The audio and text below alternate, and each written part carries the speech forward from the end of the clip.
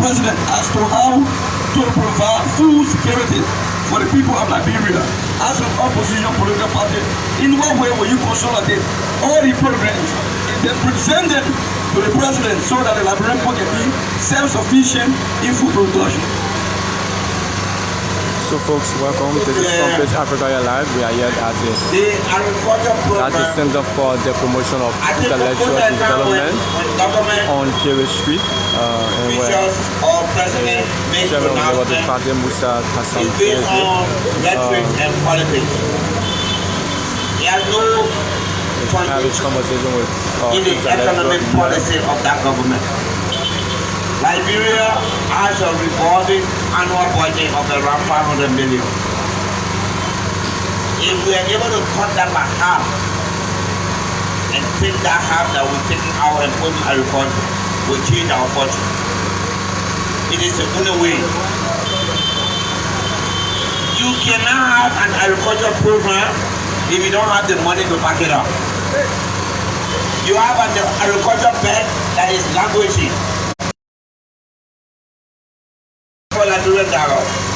To go and get money to buy rice. If you eliminate that need, you have done two things for yourself. You preserve for your country for other uses 250 million, and also you give your Liberian dollar value. Every other thing you do is artificial and cannot resolve the issue. How do we cut government down? Discourage the growth of government. Reduce the number of time we go to work. People, take your time. Anybody, take your time in a government ministry. If you go there, how about the posting that just got anything on Facebook? There's no work. So let people work from Monday to Thursday. Thursday evening, everybody's on their farm. No government official, no senior politician must go in the store and buy imported rice. We must challenge ourselves and say all of us to be committed to the agriculture program.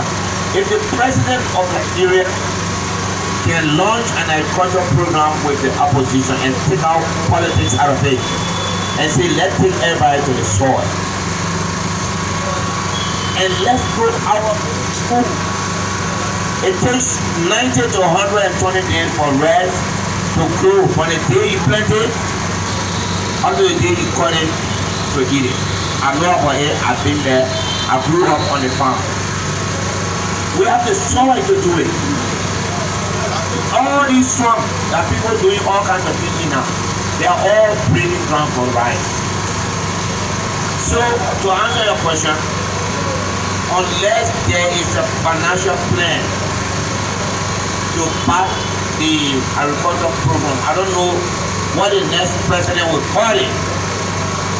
Okay, in a CPP, if we get a president, which we will sit together and determine how our agricultural program will be. But I'm very sure that it can never succeed until we cut government by 50%. There should be a moratorium on the purchase of new vehicles. You should forget about all these gas slips and coupons. All government agencies that are not in, that are renting, must move to public buildings. Okay? And government employees pay must be not the ordinary people. From all these big people that are taking the 5,000, 7,000 should be cut by half. You know, and this money should be taken and put in agriculture. And we should increase tax on rice. We put tax on rice so it makes you best. If rice price high, you go make your farm eat rice. If we depoliticize the issue of rice, people are afraid of it. You say people are less than face trouble. Something that is face somebody. So don't be afraid of it. Whether you're afraid of it, you're not afraid of it, you will die anyway. So what are you afraid to die for?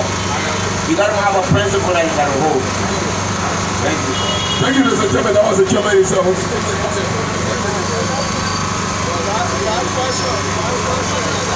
Okay, Honorable Chairman, I sat keenly and listened to your exposition, and my attention has been drawn to two cardinal questions. My first question has to do with the agricultural techniques that you came to act.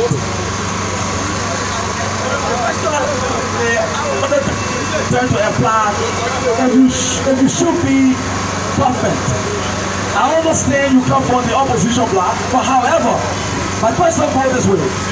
Why if you were that ruling party that has the authority to be able to metamorphosize our budget, how would you have raised this 250 million that you so propose that will be allocated for agricultural purposes? My last question, reconciliation. If you were the ruling party now, will you have signed on to the war and economic collapse for Liberia? Thank you.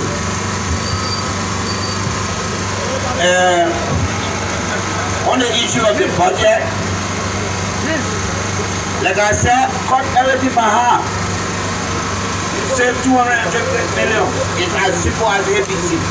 Our budget is 500,000. If the minister is making 3,500, give you 1,750, he let it any reason. Okay? Anybody who does not want to take a pay cut, you have a choice to go in the take that same money, put that agriculture bank down and invest in agriculture so that people can go to farm, take that loan, give it to ordinary people and let them make farm to feed our economy. On the issue of the war crime, as a Liberian, I do not believe that the war crime can solve our problem. I don't believe it. You know, I've heard people talk about war crime. But those who talk about war crime, like in Europe,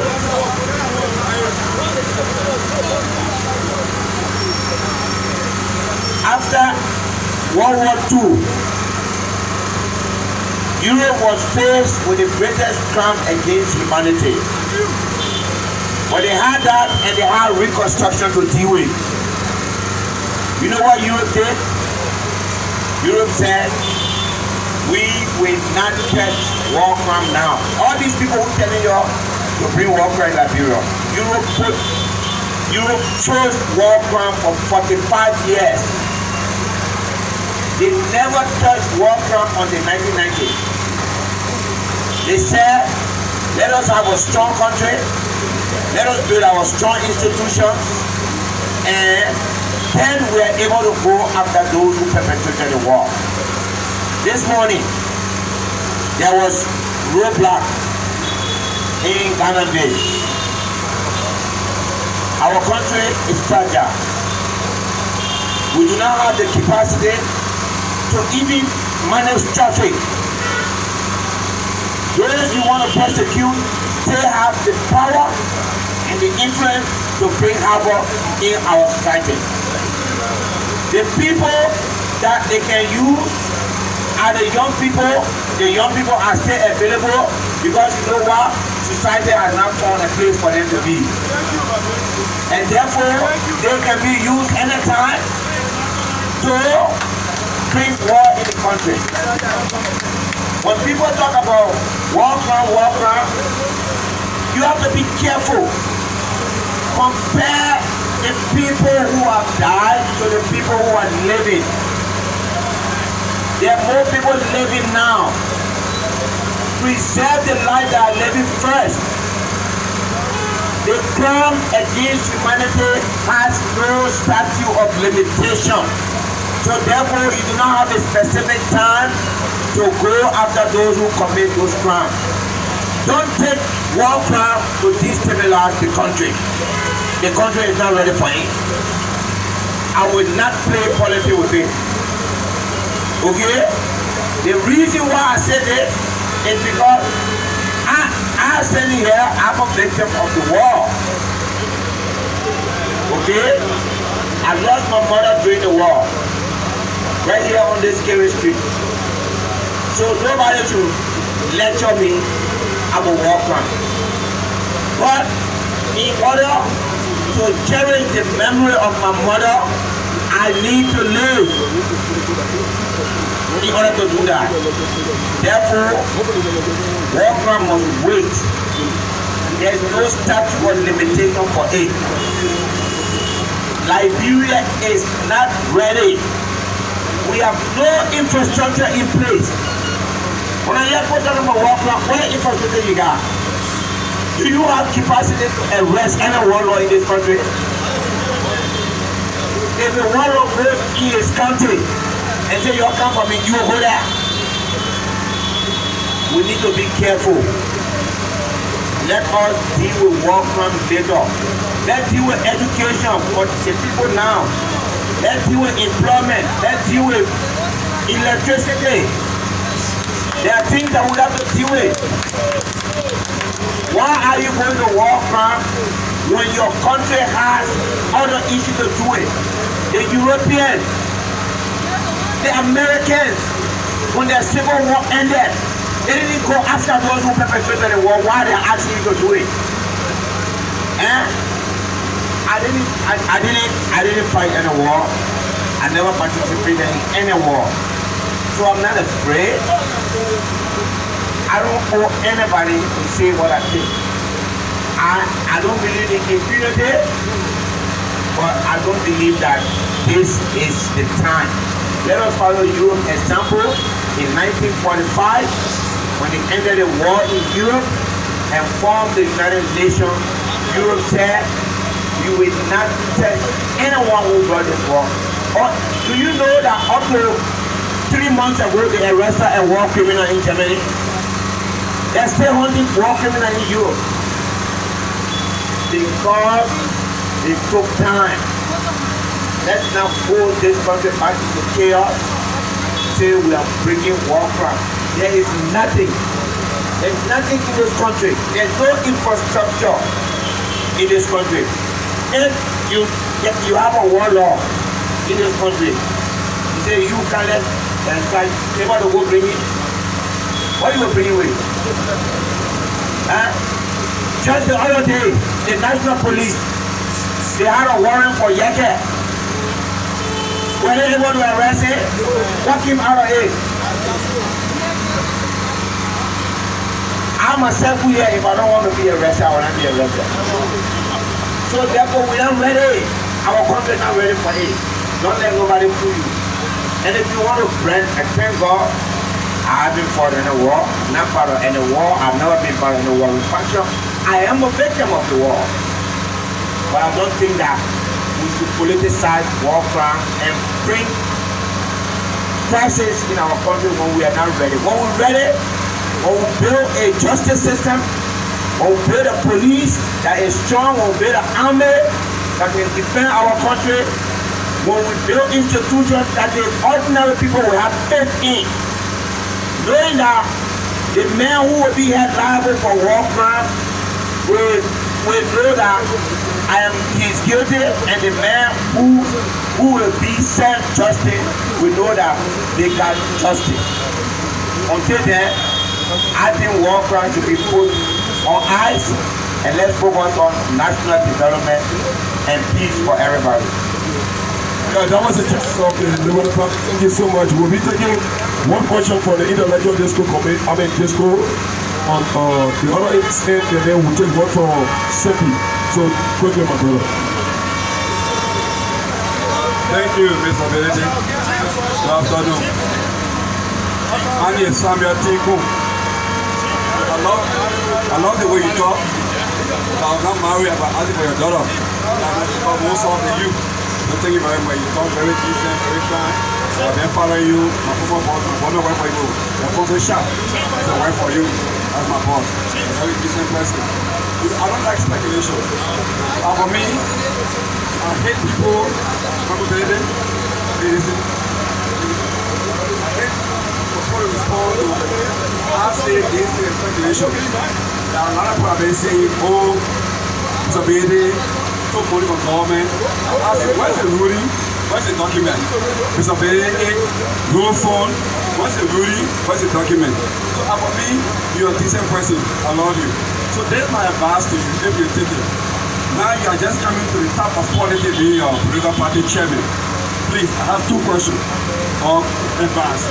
Whenever you go in the public here, you want to make any contribution because there is some dangling issue about the people. They take the money also. So whenever you say something, it becomes policy. You should not be done behind the scene. Please, that's my advice to you. Like the issue of CO, Musa Bility went to CO, and you cannot meet out to a promise here also. I don't know how true it is. Now we have been hearing. And the second issue you have to do with this. But what you have to say is, look at the relationship between Madam Sally, between Madam Sally, the relationship with you. For heaven's sake. If Madam Sally would have asked you, Musa Bility, 2023, leave the CPP as chairman and go to President we are and support him for the second term. Can you do that? Thank you for that question. On the first issue, I take that back, and it's a learning curve. So we're learning, and the more we talk, the more we learn. But I'm not. You see, I believe in the privacy of people. When I did the CEO, I told CEO that I was going to do something for them. Unless CEO tell you that I didn't do it, then you can come back to me. But what happened between me and CEO is private. I cannot disclose that for. But your leadership will tell you that I reach back to them. It's important to me. I cannot disclose to them what.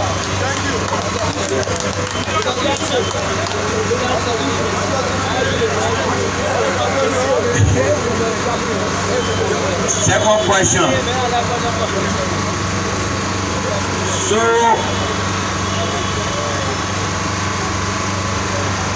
I will forgive you because the public is here. Because I expect you to know me. 2014. All of you were here, right? I am telling son was running to be senator. Did I support her? Right? 2017. I left the party. So, Madam Sally does not control me. She doesn't nobody makes decision for me. And if you make your step to be that type of man, then you're not a man. I am chairman of the Liberty Party. I have no identity crisis. My name is Musa Bility. And I can pronounce on behalf of the people of Liberty Party that that party will not leave the CPP. It will stay in the CPP. Unless you say now that President Weah will join the CPP, then we'll talk that one later. But Liberty Party is not leaving the CPP. We will carry this panel. This panel you look at here. The Liberty Party will carry it to the 2023 election. There will be no question. We will not leave the CPP. All right, quickly, that was the chairman of the Liberty Party who was taking a rest. And we don't normally go by our protocols. So we don't deviate from our protocols. More especially the chairman told us. He got a meeting. So we were able to ask the question for the audience. We normally suggest 3 questions. And 3 questions were asked. We suggested a question for the media. The media plainly told me that they don't something they're going to do a short interview while the chairman meeting. And then also we went to the intellectual center. Our brother spoke here, and then we went to CENPID said no questions. So for the close on this note, and then we also go back to the chairman. Quickly, Thank you. We will rejoin the all-powerful chairman for his departure statement. And in keeping with statement,